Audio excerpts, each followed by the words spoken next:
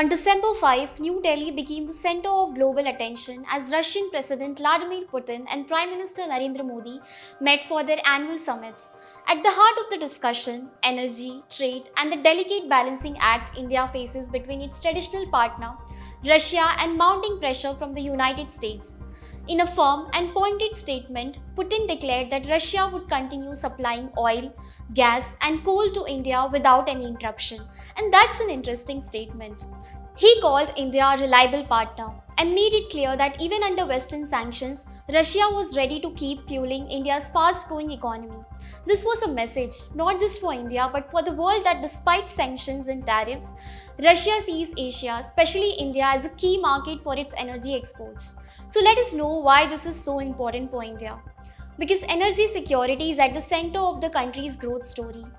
India is the world's third largest oil importer and second largest buyer of Russian crude after Iraq. So in the first 9 months of 2025 alone, Indian companies imported more than 12 million tons of Russian oil. These purchases came at discounts of up to 30% compared with Middle Eastern benchmarks, helping Indian refiners manage fuel costs even as global oil prices remain volatile. The United States, however, has not been happy. In August, it imposed tariffs of 25 to 50% on certain Indian imports tied to Russian oil. Washington's intention was clear: discourage India from buying discounted Russian crude, which could help Russia fund its war in Ukraine. But at the summit, India stayed diplomatic. It did not directly mention oil. Instead, it highlighted that energy security has always been a strong and important pillar of India-Russian cooperation. Behind the scenes, Indian refiners have been adjusting their buying patterns. Several companies have paused new direct orders for Russian crude for December shipments. Experts estimate that imports could drop from roughly 1.9 million barrels per day in November to about 1 million barrels per day in December.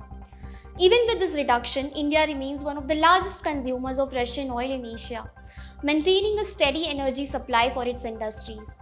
The summit was about more than just energy. Economic cooperation also took center stage.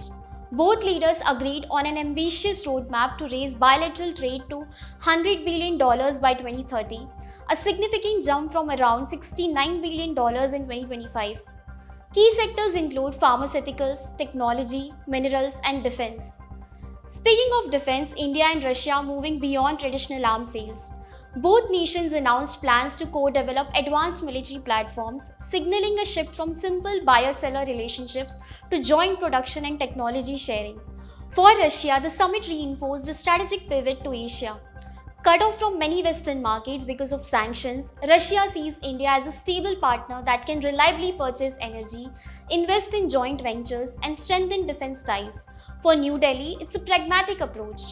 India secures vital fuel for its growing population and economy while maintaining the flexibility to navigate complex global politics. In short, the December summit was more than just a meeting of two leaders. It was a statement.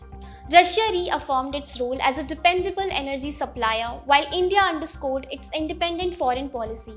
And together they laid the groundwork for deeper economic and defense ties.